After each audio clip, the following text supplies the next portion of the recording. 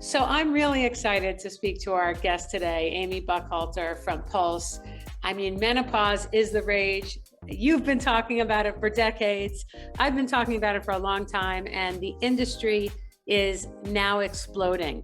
So really excited to speak to someone who's coming up with another approach.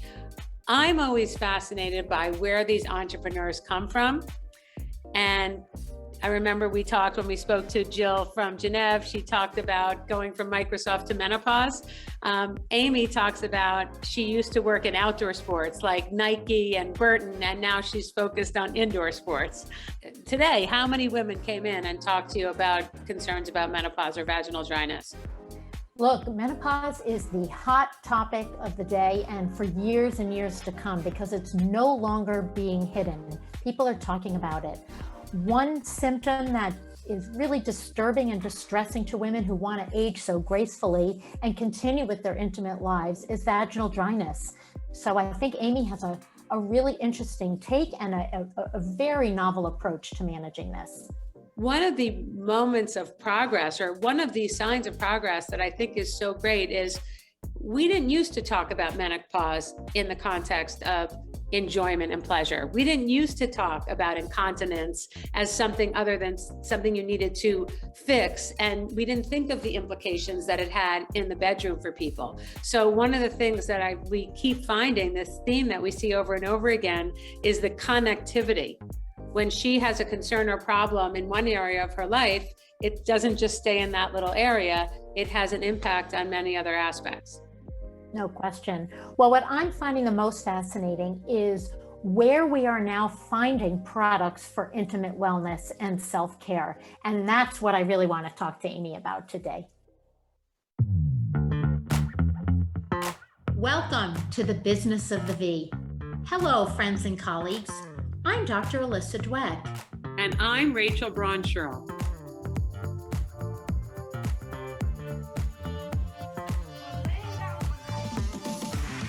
Each week, we bring you the most fascinating investors, inventors, entrepreneurs, academics, and healthcare practitioners who are making things happen in women's sexual and reproductive health. If you are a woman, know a woman, have a business, or care about your V health and wellness, fasten your seatbelts and listen in to another informative and inspiring episode. We are so excited to have our guest today, Amy Buckalter, CEO and founder of Pulse, which she's going to tell us about. And so, Amy, share with us, you bring a broad background in luxury brands and outdoor sports. How did you get to Pulse and intimate wellness? Well, yeah, I've had a long background in the sporting goods business. And what's kind of interesting about outdoor sports or indoor sports, which is where I say I've kind of moved to, they're both based on performance and comfort, right? So I'm kind of in the same ballpark, just have moved outdoors to indoors. So, the journey goes back really based on my experience of going through menopause. And, first entrepreneurial stint, I, like many women going through menopause, you kind of get into this phase and there's just so much that's happening with your body and you're trying to figure it out and understand it. So what was your aha moment when you said, I'm going to not do outdoor sports and this is a problem that I have and I'm going to create a business? Because that's a pretty big leap from I'm experiencing menopausal symptoms. Well, for me, it was all about vaginal dryness that accompanies menopause. And it was really the first time that I started using lots of lubricant. And the big leap came when I just couldn't believe how gross the whole user experience was. I mean, it's cold, it's messy, it's just gross. And the real buzzkill for me was around the coldness. So, I started having conversations with friends of mine, and most every woman, I guess, that's going to go through this phase is going to have some issues. And I thought, we got to fix this in a different way. I mean, that was my big aha moment. Like, why should we be going through this experience without trying to find a more modern solution to it. So Alyssa, we know that you speak to many, many women every day, every week, every month who are experiencing menopausal symptoms. Where does vaginal dryness show up on their list of complaints or concerns? Well, you know, what I really see is a huge disconnect because everybody is geared up to recognize hot flashes or night sweats or even some of the mood changes that may come along with the first time you see menstrual changes and suspect that you're starting to get towards menopause. But vaginal dryness is a little bit of a later symptom. And many women don't make the connection that that's what's going on. And in fact, they're ill prepared because they haven't, taken measures to prevent this in advance. Just for those who are not familiar with Pulse, I mean, this is an unbelievable solution to, having something by your nightstand that you can automatically dispense that's warmed for you. So that's the big deal here, that this is warmed for you so that it's ready at the moment. So I think that dryness comes in, takes people by surprise. And, we have moisturizers, we have lubricants, we have hormones, and this is a really like a big need for women. So Alyssa gave the teaser. We buried the lead. Why don't you describe what Pulse is and how it works? Pulse is a very elegant device, right? Part of creating this was how do we remove the ugly, sticky tubes and bottles and really make it a more elegant, welcoming experience? So we created a device that it feels very Apple-esque and looks very Apple-esque, and we have pods. Oop, already has a pod in it. And you basically insert a pod of your favorite formulation. You just tap a button on top and it starts the warming process. So it's elegant, it's clean, it warms up the formulation. By motion detection, you just insert your hand underneath and out comes a perfectly warmed portion of soothing lubricant. So it's just, and it comes with, you can change lighting on it, so it creates ambiance with it as well. And it's just the perfect, as we like to say at the office, perfect menage a trois. I have to laugh only because, the cold lubricant story is not strange to any gynecologist because most of us do exams. We unfortunately many times have a colder instrument that might be on a slightly warming pad, but might not be. And then we do an exam that includes lubricant that is frankly not warmed up. And it can be really uncomfortable and definitely a shocker. So I think that this is, a solution that it resonates with me and probably would for any gynecologist.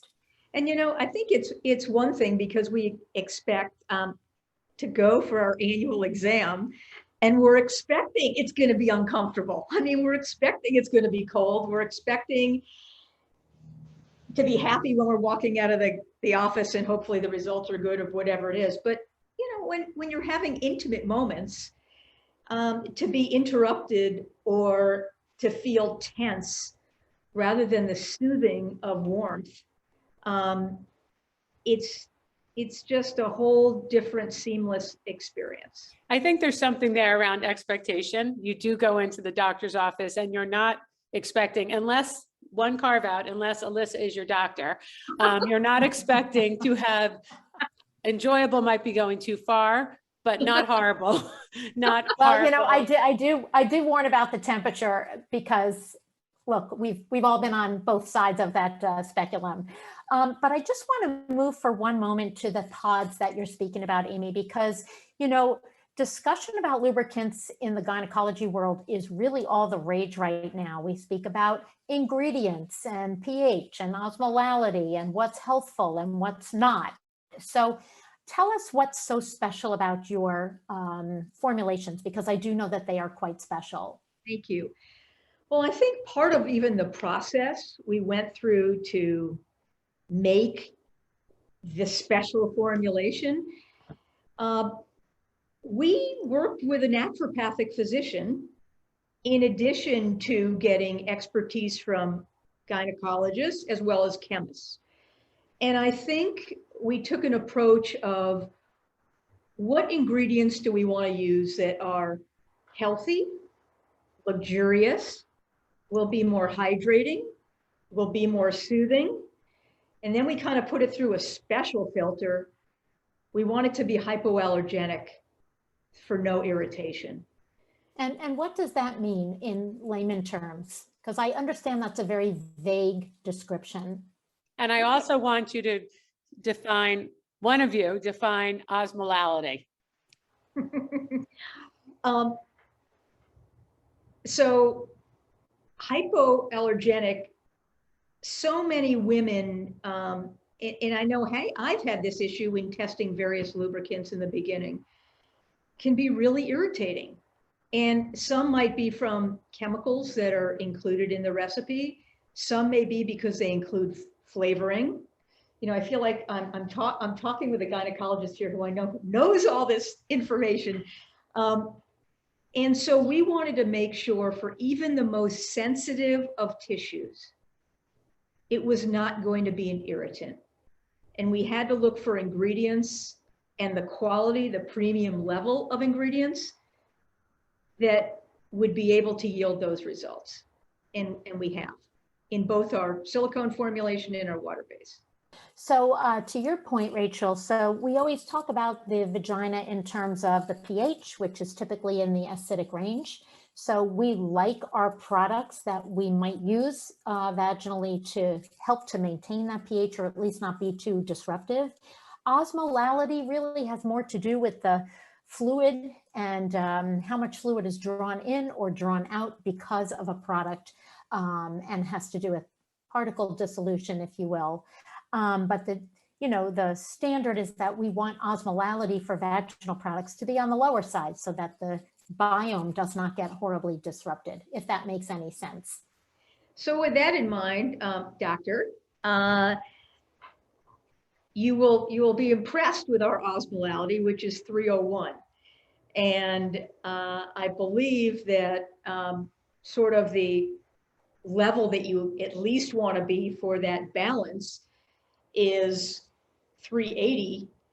And so many on the market, which was a real learning for us as we were also getting more educated around osmolality, especially those with a lot of chemicals in them, are like 2,000, 5,000, 6,000. So it's really very drying and dehydrating for vaginal tissues, yes? So here's today's hot flash. According to one study, upwards of 50 million Americans used personal lubricants in 2020. You are so right. In fact, the WHO, the World Health Organization, actually defines a particular level of osmolality that vaginal lubricant should stay below. So kudos to you for meeting that in spades. So that's incredible. Thank you. So let's switch a little bit to the business model. Where do you buy it? How do you find it? Where can you find it? If you love it, how can you get more stuff? Well, you can always get oodles of products, Pulse products, on our own website, which is lovemypulse.com. We also sell on Amazon. I mean, everybody loves Prime shipping, right? So you can go right to Amazon and add into whatever you're else going to be buying. And then in the past year, we're really excited. We've broken into the top premium retailers. I mean, we are featured at Nordstrom, Saks Fifth Avenue, on Goop, Bloomingdale's this month. I mean, we've come a long way, baby, as the saying goes. I mean, that's unbelievable. Right? What I want to understand is, how did you really just turn the conversation from a medical situation or need to now a beauty luxury product, if you will? Like that is really something, because most lubricants are sold as sort of almost medicinal in nature. You know, it's a really interesting question, Alyssa, because these premium retailers now, they are featuring our products really under their beauty umbrella, because self-care has become part of beauty. And, care down there, as many are referring to, and specifically Nordstrom, they want to be able to offer elegant solutions. I mean, we have a whole different world today than our parents' world, right? So it is about how to make our experiences for self-care and sexual wellness and intimate care is a big part of self-care now. And so, when they have an elegant device, and there are many products on the market now for all facets of sexual wellness, that are made to look as beautiful as they make you feel beautiful for what they do for you. And it's really been terrific to watch that progress. One of the things we're seeing in the general discussion around women's health is sort of the intersectionality of all aspects of her life: mental health, physical health, emotional health, skin health. You can't talk about one without talking about the other. And for me, one of the most exciting things is that these large retailers have extended this to beauty. They're way more comfortable talking about it as self-care than they are about intimate wellness or lubricants, which is fine for me. I mean, get it in the store and we'll get people to try it. But having been on the product side of this world for so long, the day that Nordstrom and Goop and, the day that Nordstrom and Bloomingdale say they're carrying these products, to me, that's like winning the lottery. And kudos to some of these retailers who saw this as an opportunity, because you need people of that size and of that influence to say yes. So I literally, to me, New Year's Day, the biggest present I got this year was finding out that all these companies, all these retailers now take these products. When I was in my first company in this space, we heard, well, we're happy to sell it in Walmart and we sell a lot of it, but please don't tell anybody that we carry you. So talk about, we've come a long way. And, Pulse is one example, and there are many, many others about really how this whole conversation about wellness and pleasure and sexuality has changed and evolved over the past many years, and even more dramatically so during COVID. And with that, Alyssa, you mentioned about lubricants at one point feeling very pharmaceutical and medicinal and so forth. To match what Rachel just said about the retailers, the products are really just becoming stunning. I mean, gone are the days of just these cheap plastic tubes, right, that look like they belong in the drugstore. They are in shapes and sizes and colors and materials that really feel like a beauty product or a fragrance, or that belongs in a more elegant, stylish retail environment. I mean, our Pulse, and there's many other products like this that produce, that are in beautiful packaging like this. Who wouldn't want to get that as a gift for somebody or to themselves? So the aesthetic has become so much more important, and I think it'll continue to drive on the path of as elegant and stylish as possible as we move forward. One of the other big themes that we hear about in product development is, and in just general conversations, is sustainability. Has that been a conversation you've had? How have you responded to it as a company or a brand? Is that something your customers care about? Oh yeah. In fact, we started the product development on this about 8.5 years ago.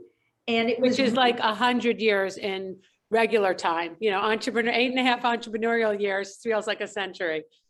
Yes, it's been forever, it seems like. But when we first walked in to talk to our engineers, I mean, the first charge was the pods themselves. That's when all the discussion was going on between Nespresso and Keurig. Nespresso, they had a recyclable a path. You got a bag within your shipment. And Keurig, you could circle the world 15 times and it was creating all this waste, and it was a real awful discussion for the company. We wanted to make sure we didn't run into that. So our first charge to the engineers was the materials have to be recyclable. Now there's a discussion about refillables, and if we wanted to make this refillable, we would have to compromise hygiene, and that's something we're going to stay on the path to recycling. Maybe in the future we move to compostable in a different way of being ecologically positive, but absolutely recycling is so important, and even more so than when we just started. So much of our audience today is also the younger audience, and that's first and foremost. Just like they're born with a digital chip in their arm, they're born with recyclability in their mind share. So we want to make sure we meet them where their values are. So, I'm so fascinated with the retail end of, marrying, intimate wellness and high-end retail. But as you mentioned, the wonderful retail establishments that Pulse is in, I'm wondering, where do all the men go that are likely very interested in this product? Well, that's a great question. And number one, if they want our product, by the way, at like a Nordstrom and our other retailers, they could find them in men's grooming. Because I guess just as beauty has become the umbrella for products for women in self-care, men's grooming is becoming the umbrella for this as well. And hopefully, to Rachel's point about proper verbiage, they'll start to call it maybe what it is at some point. But certainly the internet now, e-commerce, you can buy just about anything, right? It's not just that you used to go to Harrods in London and you could buy elephants. I mean, you can just get on the internet and buy just about anything today. So if people are looking for this, they're going to find it, and they'll either be taken to Amazon, the Everything store, or directly to our site or one of our retailer sites. What is, in my experience, men make up, a quarter to a third of the purchasers of products like this, just when you do analysis. And you started for menopausal women, so I would think that that is your primary customer. How has that turned out? Do you know who's buying this stuff? Oh, Rachel, we thought this was going to be a woman of a certain age, right? A woman of a certain age was building this product for women of a certain age. Wow, has that shifted? I mean, we shifted on both gender and age split. First of all, we actually sell more products to men. I mean, it's a pretty equal split, but we do over-index to men, and we feel it's a new age, a new day. We are happy, and we've heard it in our testimonials. Men are buying it because if their female partners are happier and more comfortable, let's face it, they're getting more sex, right? So it's a happy thing. We also feel we have a huge opportunity with gay men that are loving the elegance of the product as well, on both the formulation side and the delivery. And of course, solo play is always good for everybody. So men and women. And yeah, that's been great. So that's on the gender side. And on the age side, this woman of a certain age, that is completely expanded. I mean, from 18 to 65, we are pretty equally split in younger, middle, and a little bit older. And obviously for their different needs, whether it's menopause or just for pleasure or solo play or whatever it is. It's great. Yeah, no question. I mean, the younger demographic in my office is usually wanting to have a wonderful lubricant for pleasure, and the menopausal population or the perimenopausal population absolutely need it for dryness and of course for pleasure as well. I just want to go back quickly to ingredients, because what I'm finding to be so important is what's not included in ingredients, and I just want you to address this. The parabens, the preservatives, the things that could be considered endocrine disruptors. I'm assuming you have left all these ingredients behind. I think we're going to get an A+++ on Dr. Alyssa's scorecard. Yeah, we don't include any parabens, any petroleum-based any glycols, anything with a name you can't pronounce, that would shift. We're all about premium, natural where we can, organic where we can in certain ingredients. And as I said, we don't add in any of those flavors or fragrances either that can really change the pH balance and cause some of those nasty infections that you probably treat several times a day in your office. You are so right. Excellent. So what is next down the pike? I mean, you know, you're in retail, you've got wonderful variety of lubricants, you have a beautiful, as you put it, Apple-esque device. What comes down the pike for Pulse? Well, we are so excited about the future. I mean, one of our big learnings with testing and talking to our customers, because we like to do that a lot,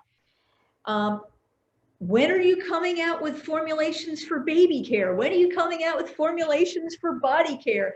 Are you going to come out with a beard oil for us, for the guys say? So one of the beautiful aspects of this device is, if you think about what it delivers, warm, touchless product in precise volume amounts.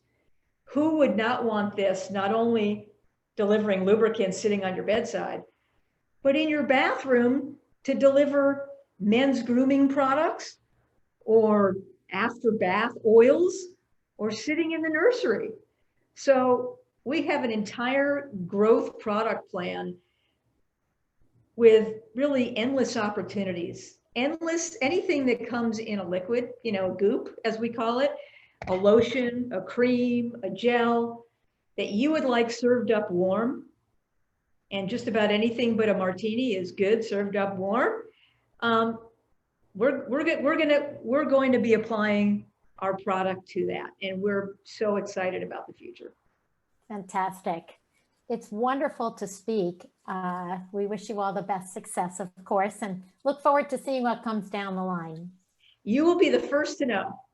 Thanks so much. Thanks so much for being with us, and keep up the good work. We'll look forward to seeing what comes next for Pulse. Thanks so much. Thanks for the pulse check today. Talk to you later. Bye-bye. Don't forget, subscribe to our podcast at businessofthev.com for the latest trends and trendsetters in women's health and business.